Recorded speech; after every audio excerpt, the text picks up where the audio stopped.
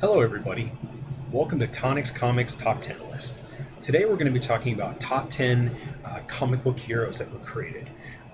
This is my list. Again, you may have a different opinion. These are the people that I think have had the most positive impact on comic books.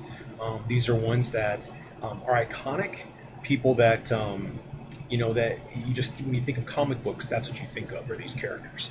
So let's jump right into it. Our first character today is Daredevil. So Daredevil's interesting because the popularity of the character, obviously, in the early '60s when he was created, 1964, in Daredevil issue 1, it's not a top 10 choice you would think necessarily, but with Frank Miller's take on Daredevil, with the death of Elektra, very powerful storytelling. Something that I think brings a lot of people to the table as far as the Daredevil character goes. Our number 9 character, the Incredible Hulk. So the Hulk is an interesting character because, he's got all this rage and this pent-up frustration. And back when he was created, again in the 60s, lots of frustration around the U.S. government, lots of frustration around the establishment.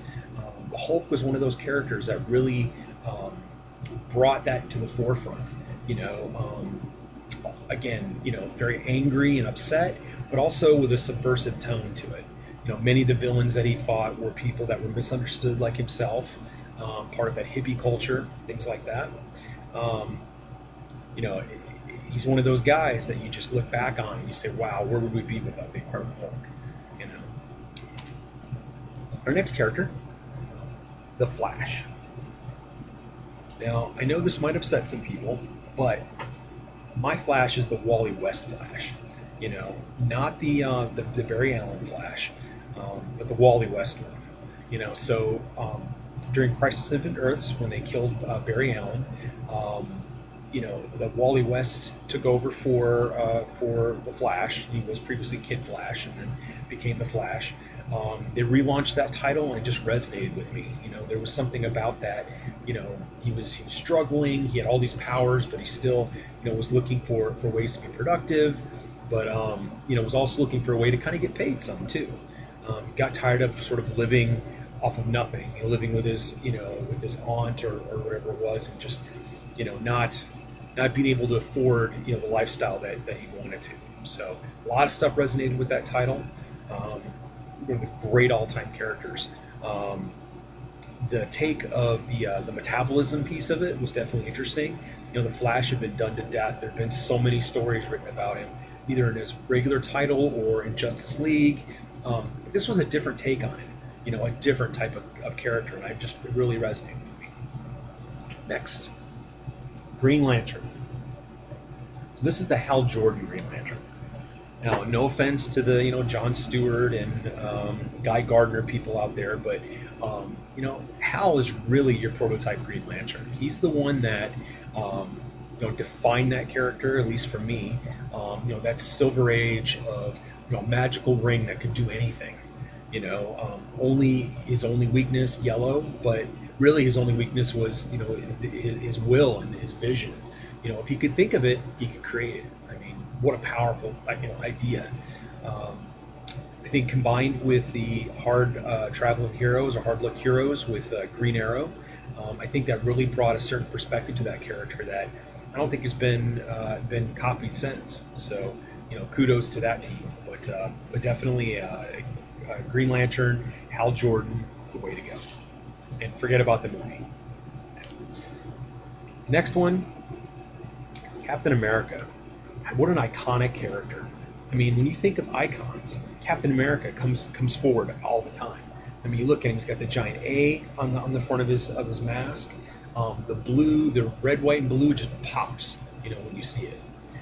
Captain America, Steve Rogers. Again, another product of the '60s, but of World War II. But then coming back into the '60s, when Marvel brought him back after he was frozen, and then all the way through to now, making him sort of a man out of time. the Avengers movie and the Captain America movie really do a good job sort of showing that, but ha- using a character from World War II to bring back and make him more modern, were an accomplishment. But when you see that that bright that A coming towards you and that shield, here comes Captain America. Very, very cool. So our next comic book hero would be Wonder Woman. So what I wanted to do is throw in, there's so few positive female characters in comic books. Most of the time they're drawn very gratuitously. They're just kind of thrown in to be rescued. Wonder Woman kind of flipped that a little bit, especially with the George Perez launch, again, after Crisis on Infinite Earths, really making her more of a warrior. In the current DC continuity, she can fly on her own. It's always a little ridiculous having her fly around in that invisible jet. It's really just like her in a seated position, zooming around. It's pretty ridiculous looking. But Wonder Woman coming back, on the, nearly as strong as Superman, able to hold her own in a universe of primarily, male-dominated characters. Great idea. Next character would be Wolverine. So he's interesting. So from a very humble beginning, Hulk 181, 182, he's one of those guys that started out very humbly. He just had the uniform. I think his claws were built into it at one point, and then they went ahead and they made him extend from his hand. But he was one of those guys where you look at him and you think there's no way, and then they turn out to make him not only one of the most powerful mutants, in the Marvel universe, but one of the most powerful superheroes in the Marvel universe. I mean, virtually indestructible. And then the popularity of that character from 3 X-Men movies, 4 really, if you count Days of the First Class movie, soon to be Days of Future Past that's coming out, which is going to be really cool. And then, of course, the 2 solo Wolverine movies. The guy's been everywhere. What a great character. I really look forward to, what they're going to do with that character in the future. Marvel could back out just a little bit and stop putting him in, like, all these different books. That's something they suffered from in the 90s. Ghost Rider, Punisher, Spider-Man, Wolverine. These characters were everywhere, and they were in every comic book. And it just got to the point where, I'm sorry, when I think of Avengers, I don't think of Wolverine. I think of Thor and Captain America. But having him in the Avengers, it just doesn't do it for me. And then also not having, and I have Spider-Man in there as well. That just it doesn't. He's a fringe character. Shouldn't necessarily be in something like the Avengers. Which brings us to Spider-Man. Oh wait, that's a clone. Wait, not that one. Spider-Man. Okay, so Spider-Man. There's not. I don't know if there's a Marvel character that's more iconic than Spider-Man. Looking at the red suit with the solid lines. Having just a solid run. From the last 40 or 50 years. Just always being around. Coming up with new and inventive ways to use him. Like the Todd McFarlane, Spider-Man series that was out a few years ago. Brilliant stuff. The first 20 or 25 issues of that, just great. And then, of course, the current continuity with Dr. Octopus inhabiting, Spider-Man's body. I thought it was okay, issue 700 with that, but, they're going to switch him back. We all know that. But, great iconic character. The black suit, who doesn't love the black suit, right? With the symbiote and Venom and, and as far as villains go, he's got one of the most impressive rogue galleries, too. All the different, Sandman and a guy you might have heard of called the Green Goblin. Just numerous heroes and villains have appeared in that title over the years.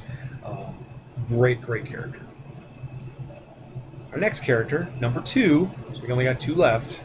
I think you kind of know where this is going.